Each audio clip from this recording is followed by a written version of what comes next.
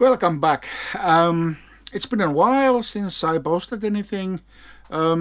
This video is going to be more or less just generic update from the brewery, what has been happening.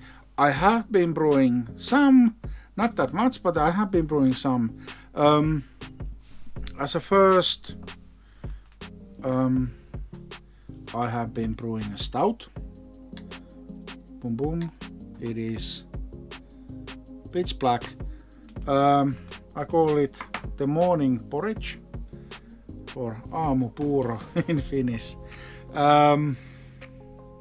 Just quickly looking at the recipe. 5 kilos of pale ale, 500 grams of oats, flaked oats, 250 grams of black malt, 250 roasted barley, 150 chocolate malt, 150 light crystal, hops, 25 grams of magnum on startup boil, 10 minutes, 17 grams of Amarillo, and flame out 70 grams of Amarillo. Yeast, which is not my favorite, but that was all what was available back then, was fermented SO4. The brew day went more or less according to the expectation. Yeah, this should be a 5.3 ABV beer. Been sitting in the fermenter actually for a month or so, and I'm due to get it this weekend. Today it's 23rd of April, Friday, so happy Friday everyone. Let's have a taste. Sniff first. The roasted malt and coffee is coming out there really strongly. The coffee actually, just kind of returning to the recipe, I have added 2 cups of strong, freshly grounded coffee into the fermentation. When I originally had a taste like right after fermentation, it was obviously very cream beer. The astringent tastes of the roasted barley was like just all over the place, way too strong, and wasn't kind of in good balance. So let's see if the time has done its deed and it's better now. So let's have a taste. Coffee and roasted malt.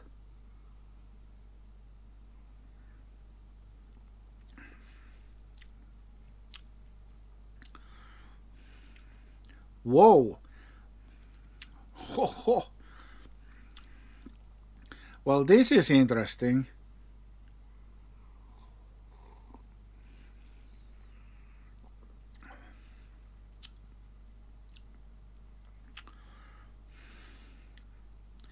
The dominant taste of this beer is licorice.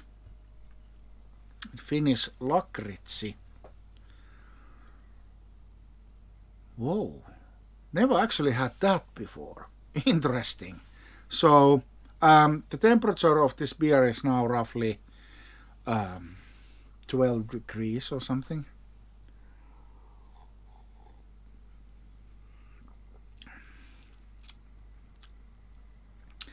It is not bad, but it's certainly a little bit weird.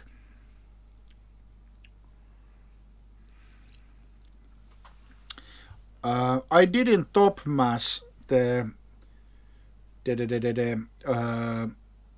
roasted barley. I added it to the mash like regular. So maybe I'm getting kind of heavily this astringent, but the amount of licorice is amazing. Quite amazing. So I'm going to get this. I will give it a couple of more weeks. Let's see if it will mellow out. But very, very special taste to it. It's not bad, but it's, like I said, certainly a little bit weird.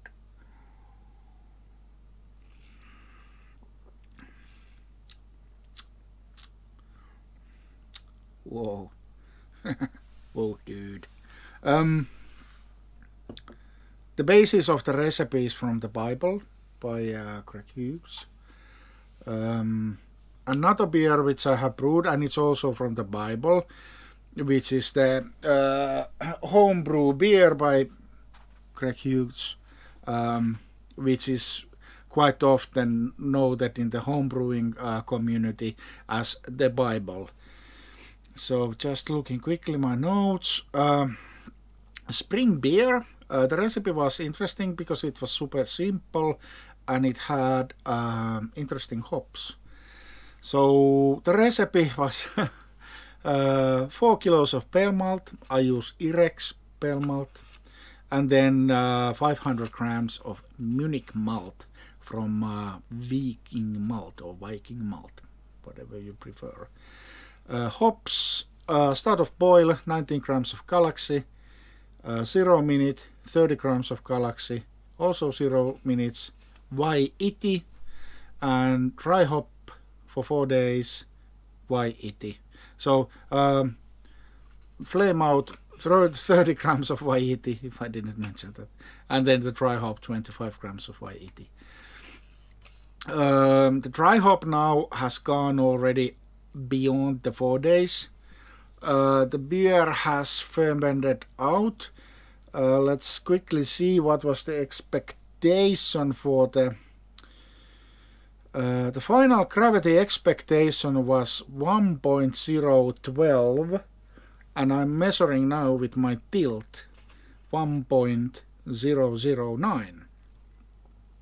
So I guess it's safe to say that it's a done deal, and it was start of fermentation was the 12th of April. So that's looking at my calendar.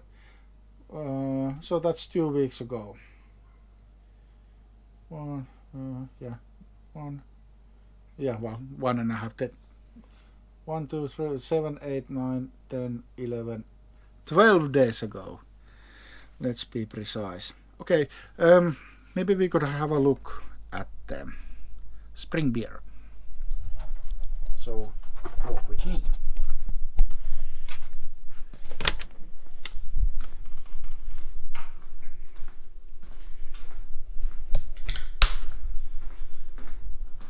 There's my stout, ready to be kegged. As you can see, several specimen has been already withdrawn from the fermenter. Yeah. So let's look at the fermentation fridge. There we have it, sitting there nicely under almost 1.4 bar or 20 psi.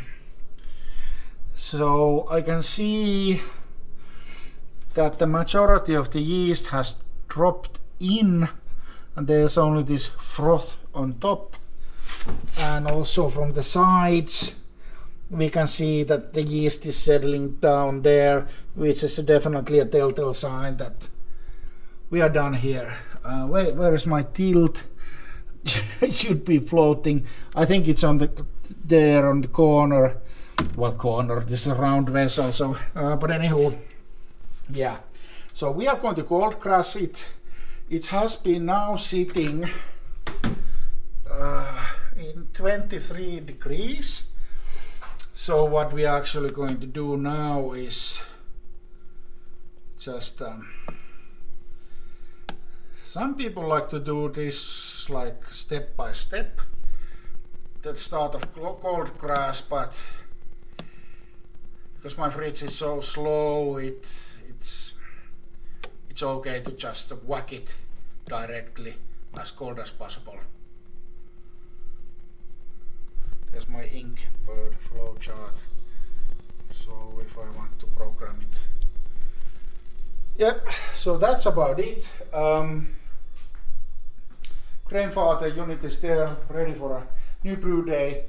And actually that is something that we could discuss also, that what is actually in the pipeline. I didn't think about that.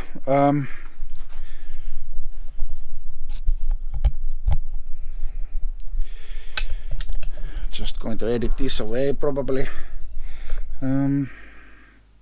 Yep, so that was my spring beer, starting the cold crash as of now.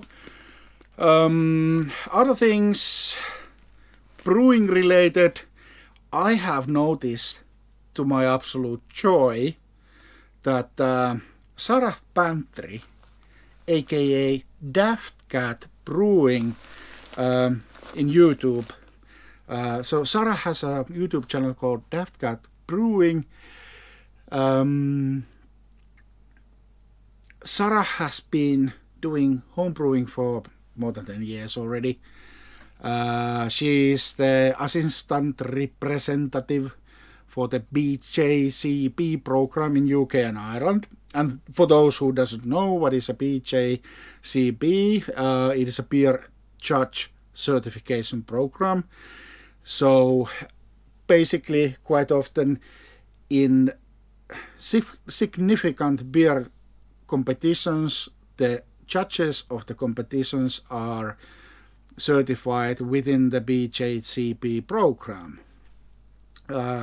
So Sarah has been involved with that, and she is also the chair of the UK Homebrewers Association, and also the organizer behind the Welsh National Homebrew Competition, etc., etc., and the list goes on.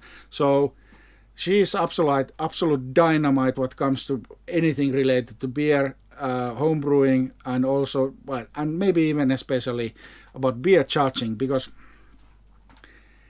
I'm not a professional beer judge, as you, well, at least the followers know that, yeah, my beer reviews are what they are. And the segue into Daft Cat Brewing and Sarah Pantry was that I sent a friend over at UK one of my beers, which was actually the very first NEIPA produced here at Apex Brewhouse. And he said, I'm not going to mention his name because what I'm about to read is from a private discussion, although it doesn't have any kind of personal information. So what he wrote as a feedback from that beer, very first NEIPA from my brewery, he said, good carbonation. I class this as a 21B specialty, which is recognizable as IPA by balance, hop forward, bitter with a dry finish. Hop bitterness is medium high to very high. I call yours medium, medium dry to dry finish. Your beer has all those in balance. Some people prefer more sweetness, but yours is in style. It is a good version. My initial feeling is not sure. Water profile is bang on, question mark. Can you send me the recipe, question mark. It has a slight funkiness to the hops, which is why I ask about the water profile. Mate, for your first NEIPA, decent. Maybe experiment with hops so they are a little bit more grapefruity citrusy. There is ever so slight softness into yours bitterness. For me it's good. Maybe dial back ever so lightly for the masses. Mouthfeel is good, medium bodied, alcohol warmth is fresh, very good. All in all, good version. I have certainly bought worse NEIPAs than this from the shops. Well done. Pretty amazing feedback, and I do get sometimes sent beers also to taste. I usually make a video of them, and I would be very interested to be in a position that I can give such a feedback that I received for that NEIPA. Whoa. You know who you are. Excellent feedback. Thank you so much. So back to Sarah Pantry and Daft Cat Brewing. So just saw a video from Daft Cat Brewing saying that she is going to start this beer tasting program 29th of this month, where she is actually going to be tasting a commercial beer so that the viewers of the video can be tasting the same beer. And she will take us into the journey of how to cipher the taste, how we should evaluate it, and blah blah, and how to judge it, and so forth and so on. and I believe, and I'm not certain, it's going to be a series of things. So that's boom. Yeah, so I'm really waiting to hear about that more and be part of that. And hopefully developed myself as a beer taster way forward. Am I interested about certifying myself into the BJCP program? I don't know, probably not that far, but still, I'm interested to be able to give a decent feedback. Firstly, on my own beers, but even furthermore, for the guys who are sending beers for me to be tasted. So that's that. Very interesting. Then to the future brews. The next brew which I'm going to do involves this stuff. So I don't know if this helps. No, it doesn't help. So what is this then? This is flake rice. So I'm going to brew a Japanese lager. I'm very fond of, and yeah, I know there's a lot of people laughing out loud now. I do like my neighbors IPAs and stouts and whatnot, craft beers, but I still tend to have sometimes just run-of-the-mill dry lager as a lawn mover beer, or just like on a hot day or in a sauna or whatever. And I have a special soft spot in my heart for Japanese lagers. They are usually relatively dry, etc.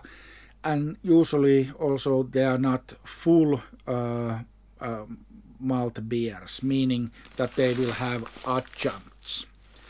And this is, I know this is like I'm now kind of flying on a very high level here.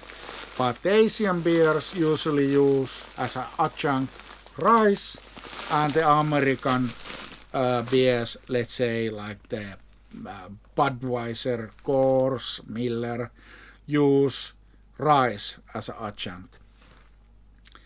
I know it little bit depends. I mean, the production amounts that, let's say, Anheuser-Busch is kind of pushing out are like it's even impossible to kind of try to comprehend the amount of beer that they are producing. So I think that many of Anheuser-Busch beers say that it has either rice or corn, and they will use whatever they can get hold of with the lowest price or something. Not sure. I just have that kind of understanding. Might be completely wrong. But anyway, Japanese lager on the way. I will update that when that's done. All right.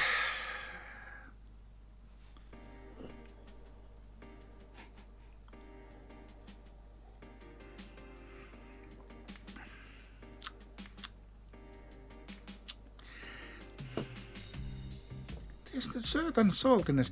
It has this kind of salty licorice. Very strong.